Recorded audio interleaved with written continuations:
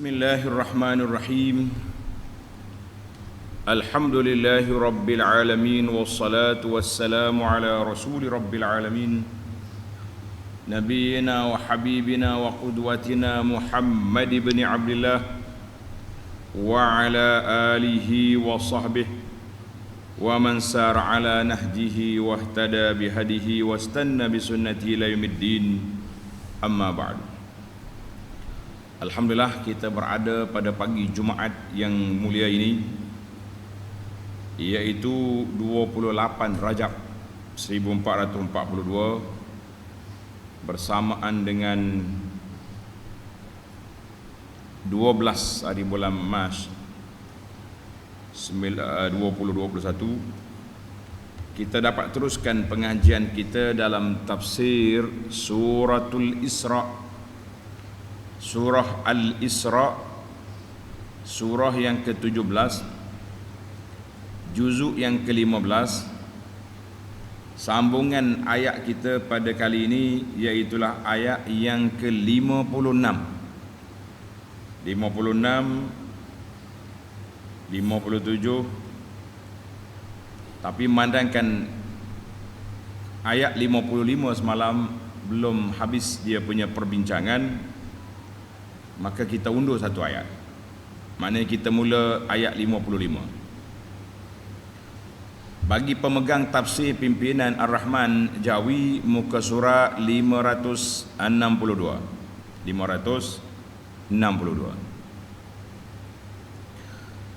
A'udzu billahis samii'il 'aliim minasy syaithaanir rajiim.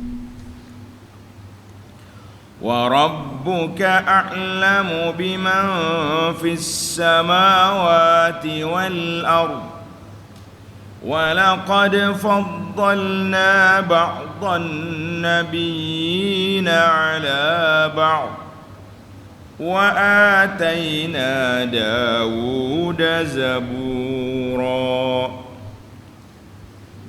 قُلِ ادْعُوا الَّذِينَ زَعَمْتُمْ مِنْ دونه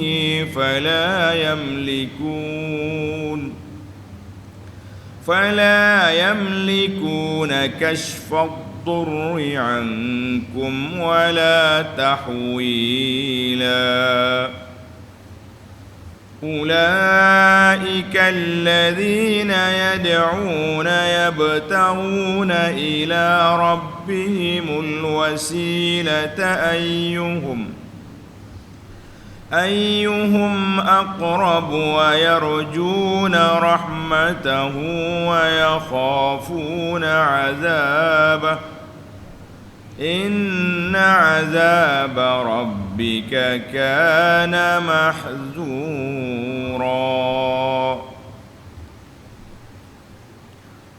Balik kita kepada ayat kita, ayat 55.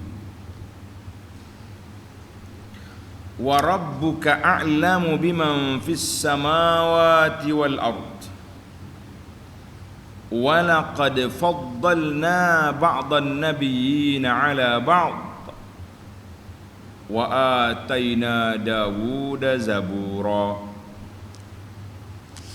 Dan Tuhanmu, wahai Muhammad sallallahu alaihi wasallam.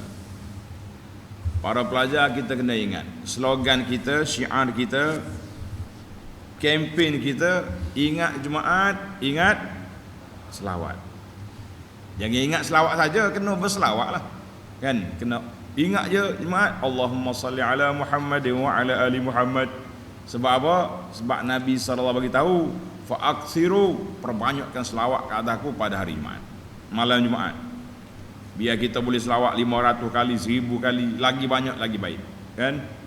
Boleh ke tak boleh? InsyaAllah kena kata boleh. Ingat Jumaat, ingat baca surah Al-Kahfi. Jangan tak baca, rugi. Ada dalam hadis kata, siapa baca surah Al-Kahfi, dicerahkan hatinya, cahayakan hatinya sampai Jumaat yang akan datang. Kita nak cahayakan orang gelap, nak cahaya, cerahkan hati kita, insya-Allah. Baik. Sebut je nama Nabi, semua selawat. Allahumma salli ala Muhammad sallallahu alaihi wasallam.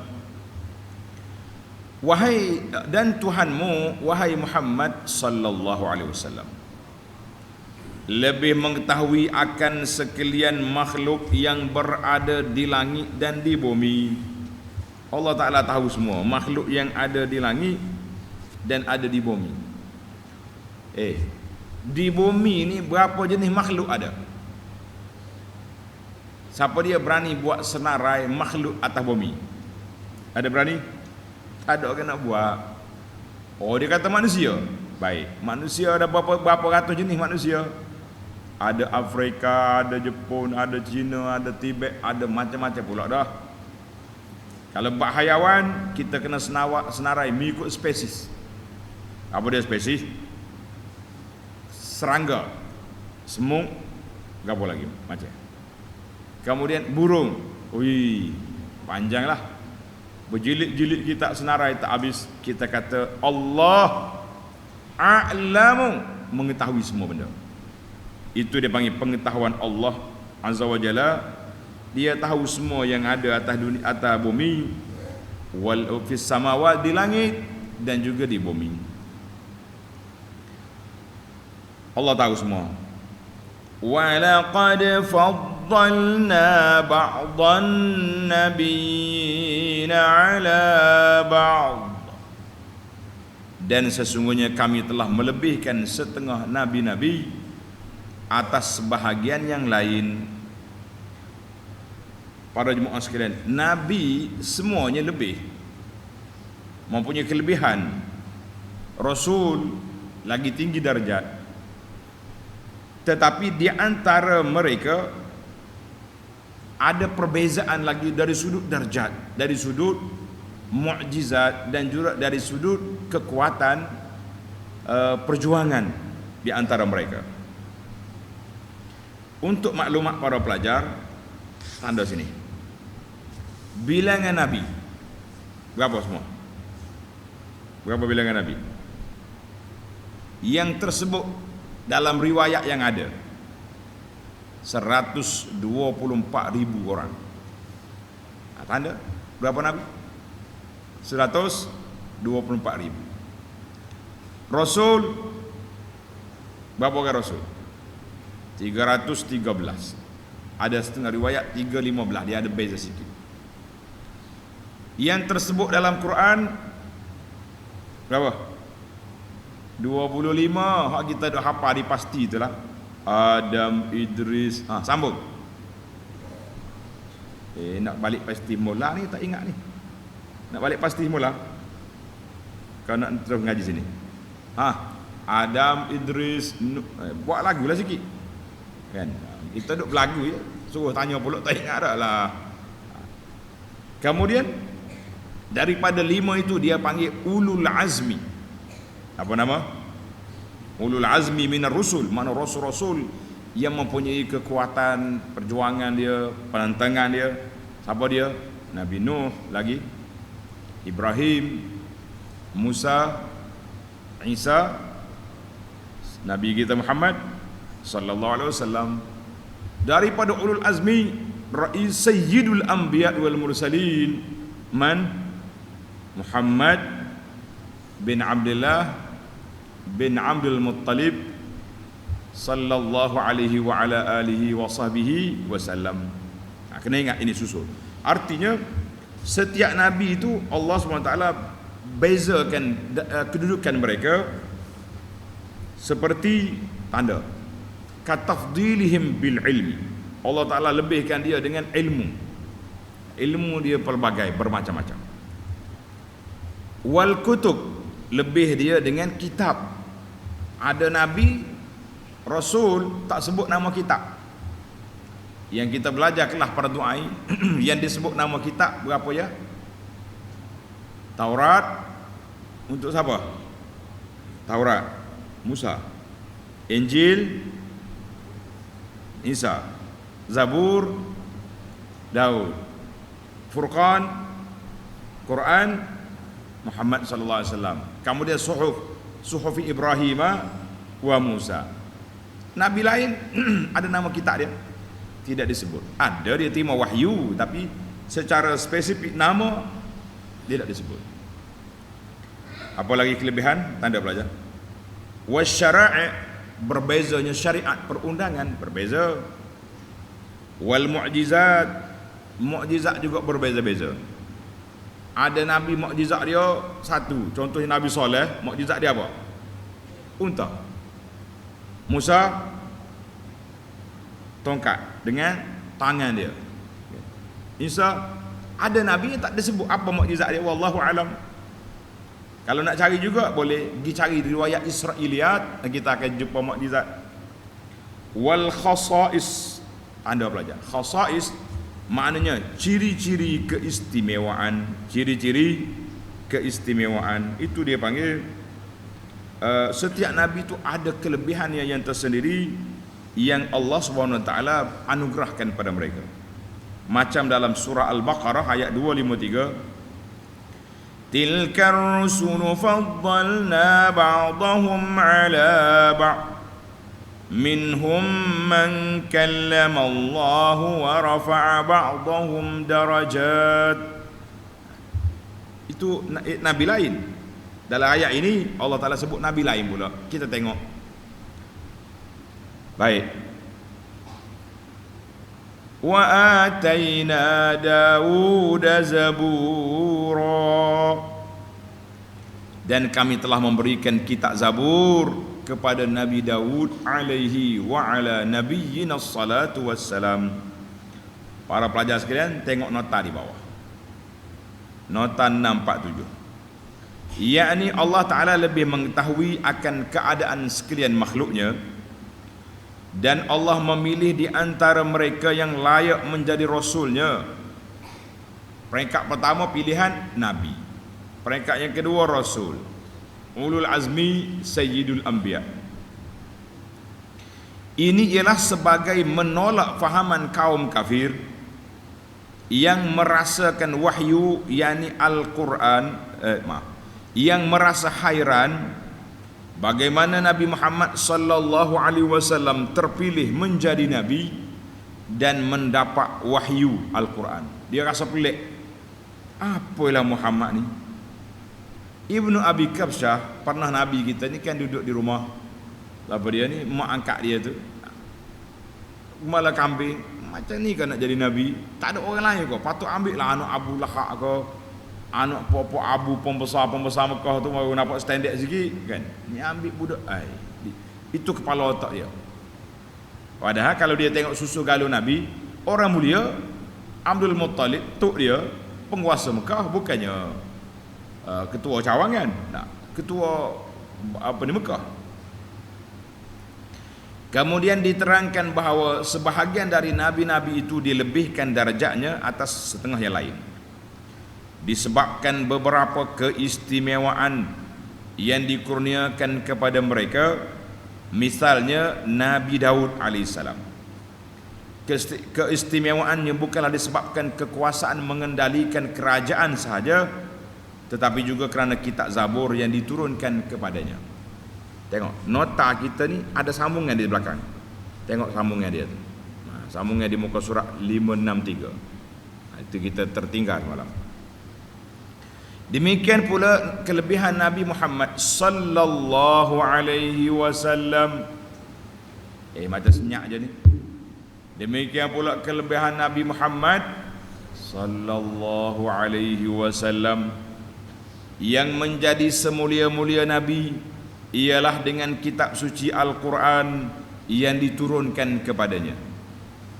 Ingat ni pelajar, dia Al-Quran ini disebut dengan nama Al-Mu'jizatul Khalidah, mukjizat yang kekal, valid, dia punya kekuatan dia sampai kiamat. Sebab apa sampai kiamat? Sebab tidak ada lagi kitab lain atas dunia ni yang diturunkan selepas daripada Quran, tidak ada. Allah Ta'ala sendiri telah memberi jaminan, inna nahnu nazzalna dzikra wa inna lahu lahafizun. Allah kata, aku turunkan Quran, aku jaga Quran, tak ada siapa boleh kacau. Subhanallah, itu mukjizat. Bahkan Al-Quran juga telah menjadi imam Masuk dalam kubur nanti, malaikat akan tanya, apa kitabmu? Jawab apa? Nobel katun, la Al-Quran. Di akhirat esok Al-Quran dengan puasa bangkit memberi syafaat kepada orang membacanya. Masya Allah, kita kata Al-Quran hebat. Dan dengan tugasnya sebagai pesuruh Allah kepada umat manusia seluruhnya. Kata Nabi sallallahu alaihi wasallam, bu'istu lin-nasi kaffah.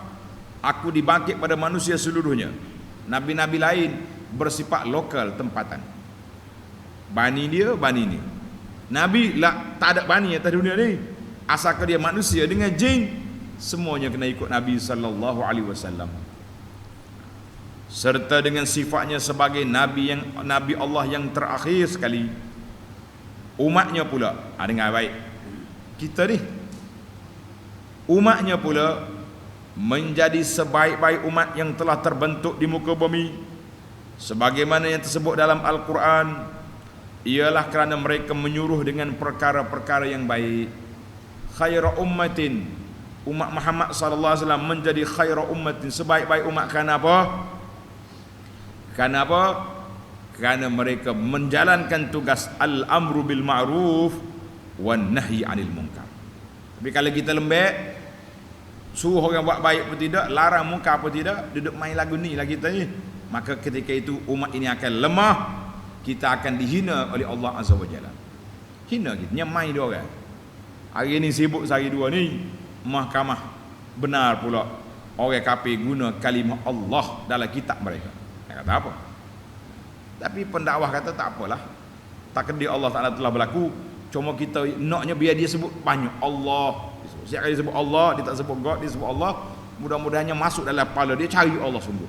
InsyaAllah tidak mustahil kuasa Allah Azza wa Jalla. Baik. Kenapa mereka jadi baik umat Muhammad sallallahu alaihi wasallam? Kerana mereka menyuruh perkara-perkara yang baik dan melarang dari perkara-perkara yang mungkar, yang jahat, serta mereka beriman kepada Allah dengan sebenar-benarnya. Baiklah para jemaah sekalian, di akhir ayat Allah Ta'ala sebut khas. Apa dia khas? Khas tentang wa ataina Dawuda zabura. Kami berikan kepada Daud kitab Zabur. Baiklah para pelajar sekalian, sebuah hadis ia menyebut hadis ini sahih. Kata Ibnu Katsir al-Imam, kata al-Imam Ibnu Katsir rahimahullah, ayat ini ayat yang mengatakan faddalna ba'dhum ala ba'd, kami melebihkan nabi sebahagian atas sebahagian yang lain, tidak bercanggah dengan apa yang tersebut dalam hadis yang diriwayat oleh Bukhari dan Muslim. Apa dia riwayat dia para pelajar? Nabi kata la tufaddilu bainal anbiya. Nabi kata mu jangan asing lebih-lebihkan di antara nabi-nabi. Nabi-nabi semua lebih belaka. Dan Nabi kita larang melebihkan dia daripada Nabi yang lain. Macam mana? Kata Ibnu Katsir, larangan ini maksud dia at-tafdil bimujarradi tashahi wal asabiyah, la bimuqtadad dalil. Yang Allah Ta'ala larang, Nabi SAW larang melebihkan Nabi-Nabi atas bagian lain itu dengan orang panggil tashahi, ikut nafsu. Oleh kerana kita minat ke Musa, kita kata Musa paling hebat.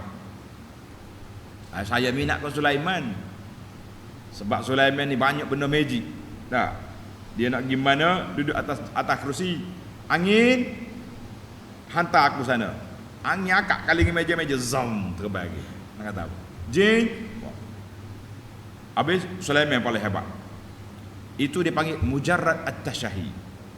Macam zaman kita lah, kita baca dalam setengah-setengah buku pentasuk pada mazhab ni, dia cari hadis, cari kelebihan.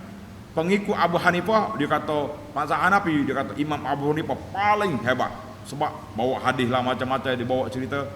Mari mazhab lain pula, Imam Malik paling hebat kali. Mari pengikut mazhab Syafi'i, kita kata tak boleh bitasyahi, semua imam tak ada kelebihan. Maka kita tak nak banding imam dengan nabi, tapi nak ceritanya Ibnu Katsir kata yang dilarang itu mengikut hawa nafsu. Tapi kalau ikut dalil, fa innahu idza dalla dalil ala syai' wajabat tibauhu. Bila dalil menyebut, kita mesti ikut. Wala khilaf anna Muhammadan sallallahu alaihi wasallam afdaluhum, yang paling afdal kali Nabi Muhammad sallallahu alaihi wasallam. Summa ba'dahu Ibrahim, summa Musa alal masyhur. Tuan-tuan tengok dalam tafsir Ibnu Katsir. Baik, yang saya nak pergi kepada kenapa Allah sebut Daud di sini. Leis, kenapa disebut Daud? Ramai-ramai Nabi, Daud yang disebut. Dalam ayat Al-Baqarah, Nabi lain pula disebut. Tuan-tuan tanda, Allah Subhanahu Wa Taala ni, kita kata Quran tu kena ditafsir dengan Quran, barulah kita faham apa maksud yang dikehendaki oleh Allah Azza wa Jalla. Tengok ayat surah Al-Baqarah 253. Tilkar rusulu faddalna ba'dahum ala ba'd minhum man kallama Allah. Tengok, ada di antara mereka yang sentiasa banyak berkata-kata dengan Allah. Siapa dia? Nabi Musa. Wa rafa'a ba'dahum darajat wa atayna Isa ibn Maryam al-bayyinat. Tengok, disebut sini Musa dengan Nabi Isa. Tapi dalam ayat kita ni, ayat 55 surah Isra, wa atayna Dawud zabura, dan kami berikan kepada Nabi Daud kitab Zabur. Kenapa Daud dipilih dalam ayat ini? Anda pelajar. Ay wa atayna nabiyyana Daud kitab Az-Zabur, kami beri Nabi Daud kitab Zabur. Tanda sikit maklumat. Kata Imamul Qurtubi, Al-Qurtubi rahimahullah, dia kata Az-Zabur, Zabur kitabun laisa fi halalun wala haram. Kitab Zabur ni tak ada hukum halal haram tidak disebut. Wala faraid wala hudud, tidak disebut tentang faraid, fardu-fardu, dan juga undang-undang hudud, tidak ada. Wa innama huwa du'aun wa tahmidun wa tamjid. Adanya doa-doa, bacaan-bacaan, zikir-zikir dalam kitab Zabur. Baru kita tahu maklumat apa dalam kitab Zabur. Doa, zikir, tahmid, ada. Dia tak ada undang-undang hukum, tidak disebut dalam tu. Dia berbeza dengan Quran. Quran semua ada. Ada zikir, ada fikir, ada hikayat, ada qisas, dan ada hukum. Kata di Ibnu Ashur, dia kata Zabur, kitab Zabur ni, wahwal ma'ruful yawm, terkena di kalangan ahlul kitab sekarang ini dengan nama kitab Al-Mazamir. Mazamir ni kitab yang bacaan-bacaan, wirid-wirid, min kutubi al-ahdil qadim. Al-qadim, perjanjian lama. Kitab dalam perjanjian lama tu ada kitab Mazamir. Itu ambil daripada Daud, ambil daripada ni Zabur. Ala ma dakhalaha min tahrif, walaupun sudah ditukar-tukar oleh pendeta-pendeta dia, tapi itulah nama kitab dia. Wallahu alam. Nabi Daud ni macam mana? Kita tengok sikit munasabah kenapa disebut Zabur dalam kitab kita ni, kan? Kenapa disebut kitab Zabur? Dia tak sebut kitab lain.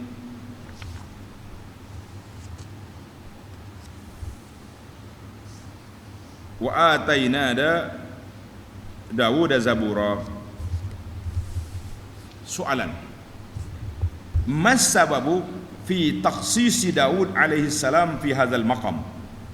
Apa sebab Allah Taala sebut khas, wa fadalna ba'da wa atayna Dawud zabur, kami beri pada Daud zabur? Jawab dia, Tanda al-jawabu min wujuh, ada beberapa pandangan. Yang pertama, Allah Ta'ala sebut sebahagian Nabi dengan ada mengatasi sebahagian lain. Kemudian dia kata Daud, Zabur. Sebab Daud ni malikan aziman. Daud ni seorang raja yang hebat. Dia dengan anak dia Sulaiman. Kemudian Allah SWT lam yazkur ma atahu minal mulk. Allah Ta'ala tak sebut apakah kerajaan Daud. Wa zakara ma atahu minal kitab. Yang dia sebutnya Daud ada Zabur. Dia tak katalah Daud ni ada mahligai bersama mana, kerajaan dia berapa kabinet menteri kan, berapa dia punya bajet negara, tak sebut. Yang Allah tak sebutnya wa ataina Dawud zabura. Lish tanda ni. Ini jawapan dia. Tambihan ala anna tafdil alladhi zakarahu qabla zalika, maksud kelebihan yang Allah Ta'ala nak sebut dalam ayat ini, maksudnya at-tafdilu bil ilmi wad din, kelebihan duduk di ilmu, kelebihan duduk di agama, la bil mal, bukan lebih manusia tu dengan sebab dia banyak harta. Maksud daripada Sayyidina Ali, dia kata lebihnya, tanda kata-kata Ali ni, beza di antara ilmu dengan harta. Ada harta, kita kena jaga dia. Kalau tak jaga, rusak, nyambil di orang, hilang, macam-macam. Tapi ilmu, dia jaga kita. Orang ajak ada usaha cepat kaya tu, pergi. Oh no, please. Ilmu kita mengatakan itu haram.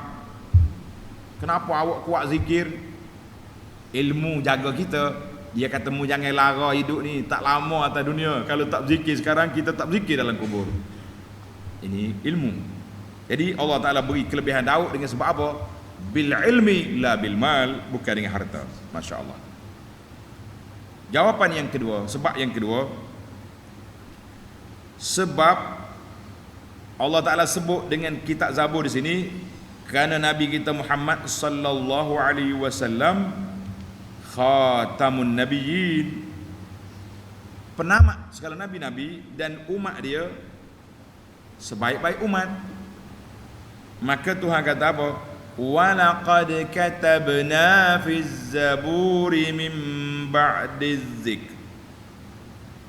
Ada, Allah Ta'ala kata aku tulis dalam kitab Zabur, annal arda yarisuha ibadiyas salihun, bumi ini akan dimiliki, diduduki, dikuasai oleh hamba-hamba kami yang soleh. Maka kata di ulama tafsir, hum Muhammadun sallallahu alaihi wasallam wa ummatuhu. Sebab tu dia sebut Zabur, maknanya kalau mu nak tahu umat ni lebih tak lebih, sudah tersebut dalam kitab Zabur kelebihan umat Muhammad sallallahu alaihi wasallam. Sebab yang ketiga, puak-puak kafir Quraisy ni suka berdebat. Ahlu nazar wa jadal, suka balak, berdebat. Bahkan mereka ni sentiasa kalau nak berdebat, nak berlawan dengan Nabi, dia tak reti, dia tak baca pun, tak ada buku dia, tak ada buku. Maka dia pergi jumpa dengan Yahudi. Bos, Yahudi, kita nak lawan Muhammad ni, macam mana dia punya hujah? Yahudi pun korek, mencari, mengeluarkan syubhat, benda-benda yang boleh meragukan orang. Keluar. Maka al-Yahud, tidak ada lagi Nabi lepas pada Musa, tidak ada kitab lepas pada Taurat. Fanaqadallahu kalamahum, Allah Ta'ala batalkan pandangan mereka dengan turunnya Zabur ke atas Daud. Ni ada lagi kitab. Kemudian mari Quran, jangan kata tidak ada kitab. Belum Quran sudah ada kitab lain. Mari pula Injil. Baik. Yang keempat, Nabi Daud ni alaihi salam, sebab kita tak panjang lagi cerita Daud ni, rasanya ni kita panjang sikit. Nabi Daud AS ijtama'alahu ma lam yajtami' li ghairihi. Allah Ta'ala kumpul kepada Nabi Daud lebih daripada orang lain. Yang pertama, ar-risalah, dia tu Nabi dan Rasul. Yang kedua, al-kitabah, dia boleh menulis. Nabi Daud ni menulis. Wal khatabah, dia ni petah berucap. Hebat ni. Ada setengah orang ni dia boleh menulis tapi tak pandai cakap. Kalau kita ramai ni cakap ramai, menulis tak reti. Dan Nabi Daud ada belakang dia. Itu kelebihan dia. Wal khilafah, dia juga satu pemimpin. Wal mulk, raja. Wal qada, dia juga sebagai hakim. Dan dia pula suara dia sedap. Kalau dia baca habis burung-burung mari ikut.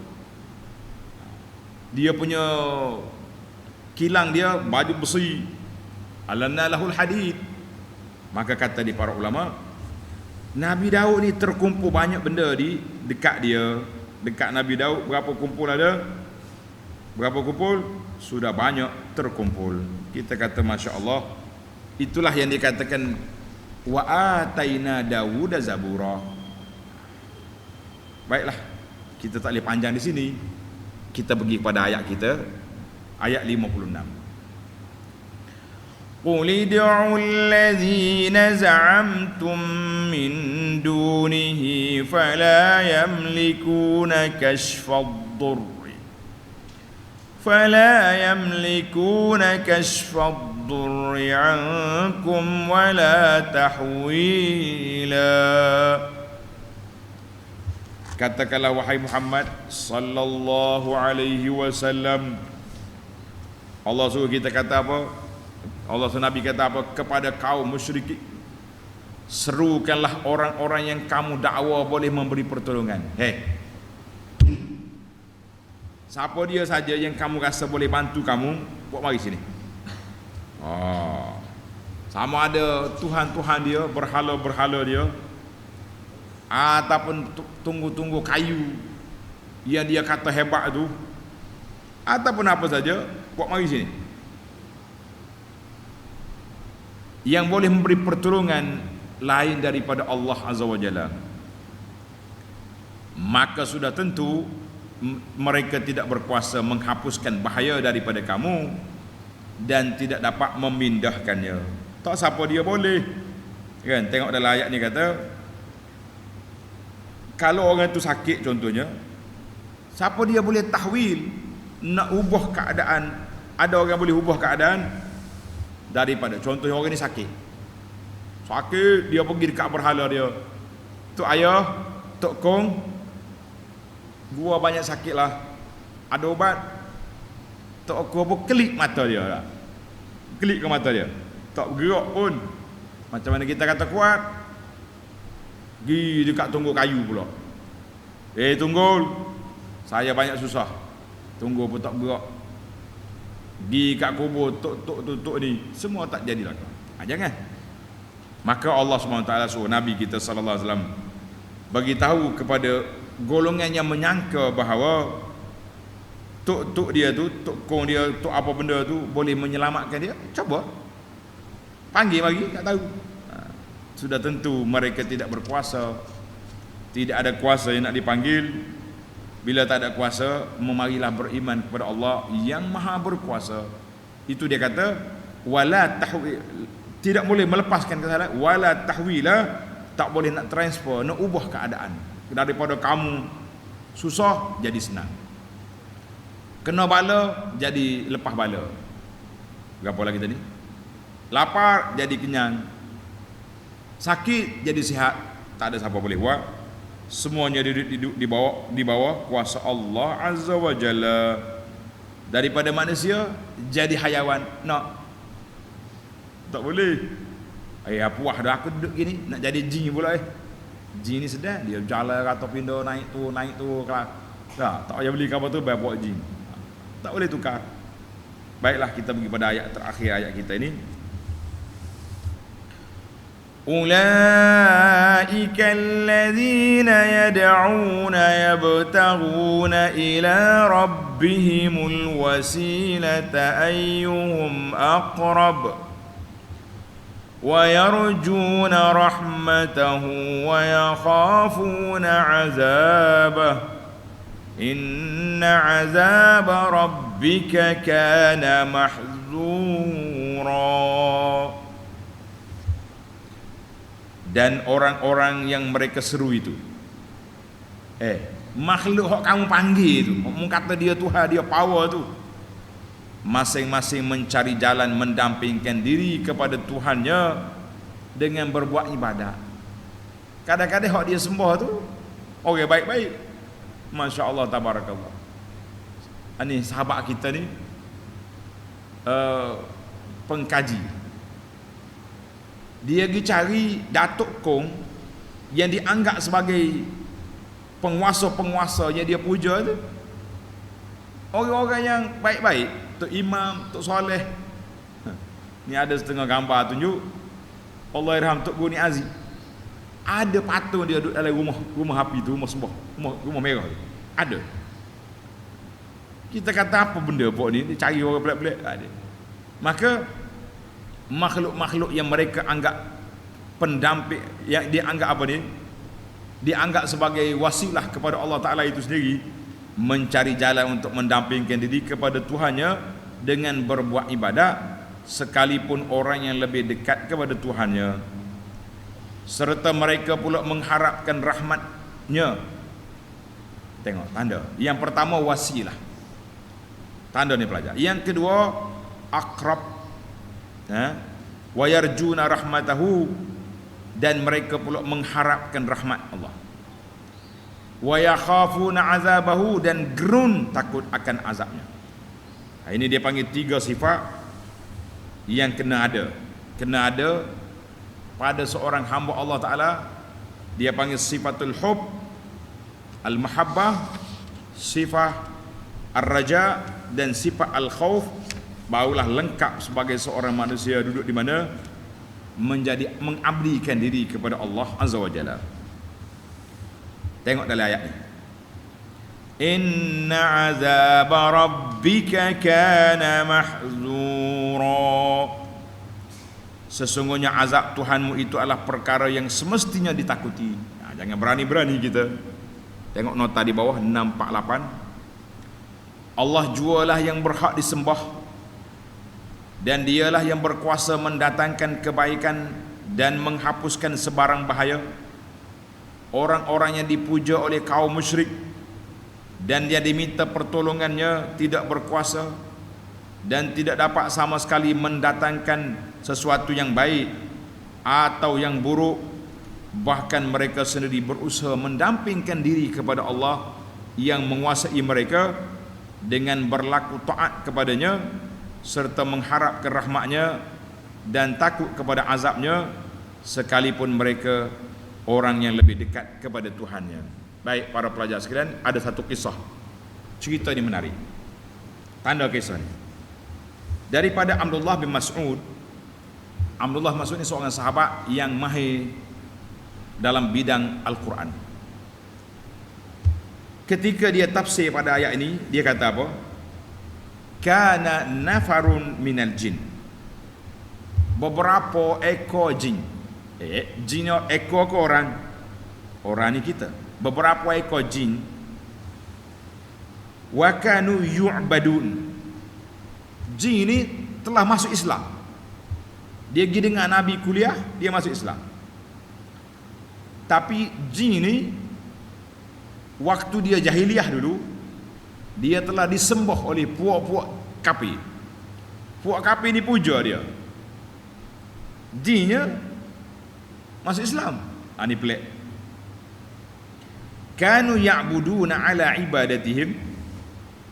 Puak-puak kafir itu duk sembah jin. Wa qad aslama nafaru minal jin. Jinnya sudah masuk Islam. Ini berlaku. Hadis ini diriwayat oleh Bukhari dan Muslim. Maknanya puak-puak hak duduk mai ni, macam kita kata duduk mai Tok Kong, Datuk Kong tu. Datuk Kong tu orang soleh. Dia pergi puja. Orang ni waktu hidup dulu berusaha untuk mendampingkan diri kepada Allah dengan ibadatnya, dengan amalannya, dengan macam-macam perkara yang baik, taqarrub ila Allah, tapi mu jadikan dia sebagai perantara. Sama juga dengan bahaya hari ni. Pelajar-pelajar ni kena ingat, perbuatan yang bahaya hari ni ada sekumpulan buat kita juga. Dia duduk bawa pelajar-pelajar ni pergi duduk muja di kubur-kubur. Dia pergi kubur, duduk gosok kubur. Ni kubur tok keramat ni, keramat. Kalau hari jadi tuan kubur, bawa gendang berkesidah di kubur, kena bawa mikrofon lagi. Kita kata subhanallah. Dia duduk memuji tuan kubur, minta dengan tuan kubur, kita tidak minta dengan Allah Azza wa Jalla. Ini perbuatan yang cukup berbahaya. Jangan suka-suka. Ini masalah isu akidah. Isu akidah, isu kepercayaan kita kepada Allah Azza wa Jalla. Baiklah, kita simpul kepada ayat ini para jemaah sekalian. Maka di sini para ulama dalam al-fawaid, dalam faedah-faedah at-tarbawiyah yang kita boleh buat, iaitulah dalam ayat ini dia kata ada 3 perkara. Yang pertama al-hubbu, kita kena ada cinta. Bila kita nak cinta, kita kena minta al-wasilah. Bagaimana kita nak mendekatkan diri kepada Allah? Dia panggil tawassul, mendekatkan diri kepada Allah Ta'ala. Kata di para ulama Islam, ulama Ahlus Sunnah wal Jamaah, mereka mengatakan kita bertawassul dengan melakukan amal yang soleh. Semua hak Nabi suruh buat, kita buat. Kemudian kita kata, ya Allah, ya Tuhanku, aku telah melakukan solat, telah melakukan puasa, telah mengeluarkan zakat, khidmat kepada ibu bapa, sedekah pakai miskin, semua kerana apa? Kerana mengharapkan keredaan-Mu ya Allah, mengharapkan keampunan ya Allah. Itu dia panggil kita kena cari ibtiwa al-wasilah. Bukan cari wasilah ni pergi gosok kubur, pergi duduk minta jampi serampah di pokok-pokok besar, pergi duduk minta tali-tali bergantung. Itu bukan wasilah nama dia. Bukan wasilah takarub. Itu wasilah yang diajar oleh syaitan kepada kita, wal iyazubillah. Kemudian yang kedua Allah Ta'ala sebut wa yarjuna rahmatah, mengharapkan rahmat Allah Ta'ala. Bagaimana kita harap rahmat Allah? Iaitu bila kita buat ibadat, kita harap Allah Ta'ala beri rahmat kepada kita, menerima.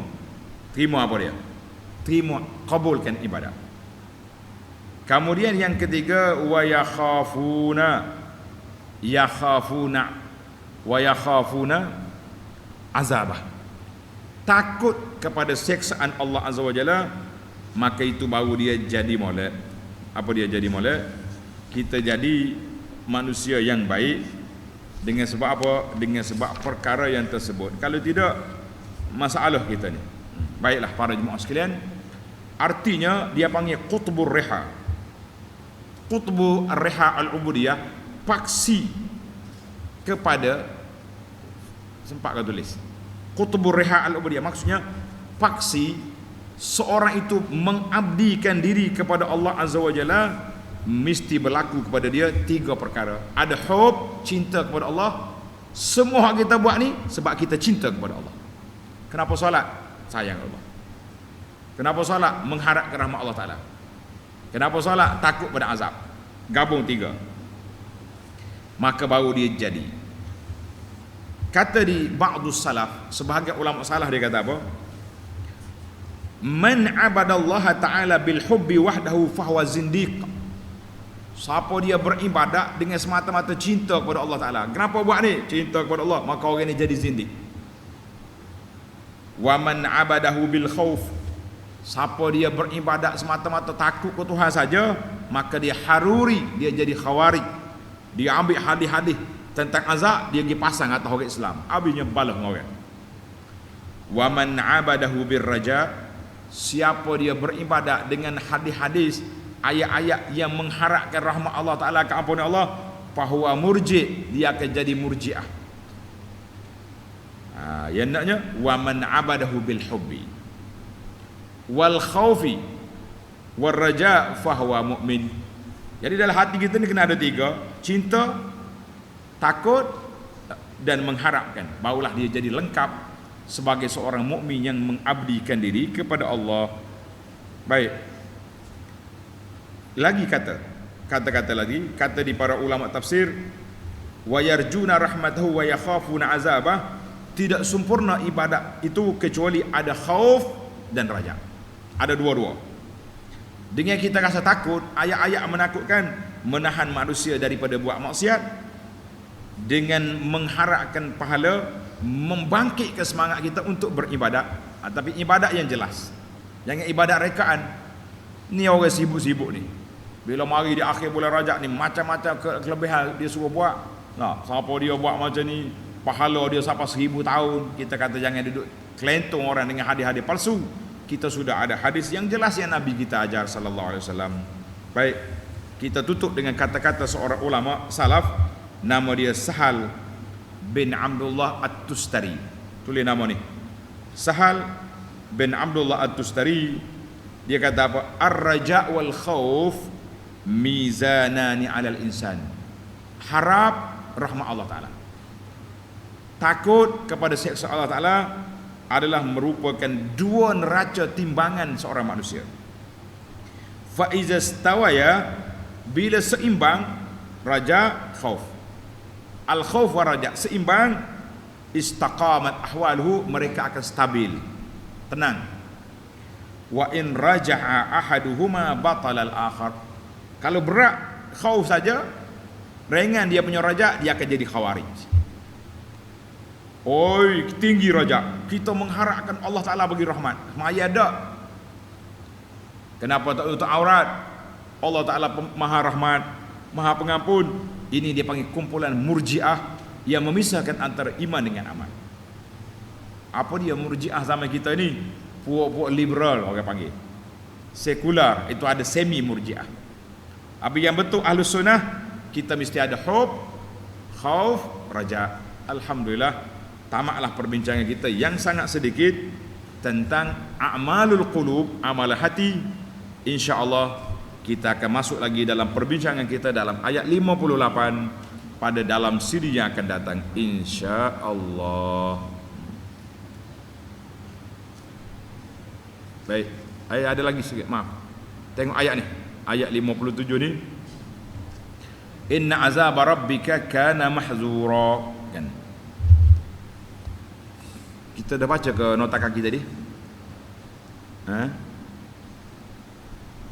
Sudah baca kan? Yang pentingnya cerita jin tu sudah ingat? Cerita jin. Abdullah masuk kata apa? Jin kena puja, jin masuk Islam, penyembah jin masih ikut dia, masih duduk sembah lagi. Kita kata ini benda yang ajaib yang berlaku dalam dunia. Kita ni pun lagu tu juga. Dulu orang ni buat model kepada orang ni. Orang ni contoh kita kata artis. Model dengan keni lututnya dengan apa? Artis tu bertaubat dah. Pakai hijab dah dia. Pengikut dia masih duduk keni lutut lagi. Ini sama dengan cerita jin. Wallahu alam. Makin panjang cerita kita, makin menarik kajian kita kepada Al-Quran. InsyaAllah kita akan sambung dalam siri yang akan datang, bermula ayat 58. Subhanakallahumma wa bihamdika, asyhadu an la ilaha illa anta, astaghfiruka wa atubu ilaih. Wa sallallahu ala nabiyyina Muhammadin wa ala alihi wa sahbihi ajma'in. Walhamdulillahi rabbil alamin. Wassalamu alaikum warahmatullahi wabarakatuh.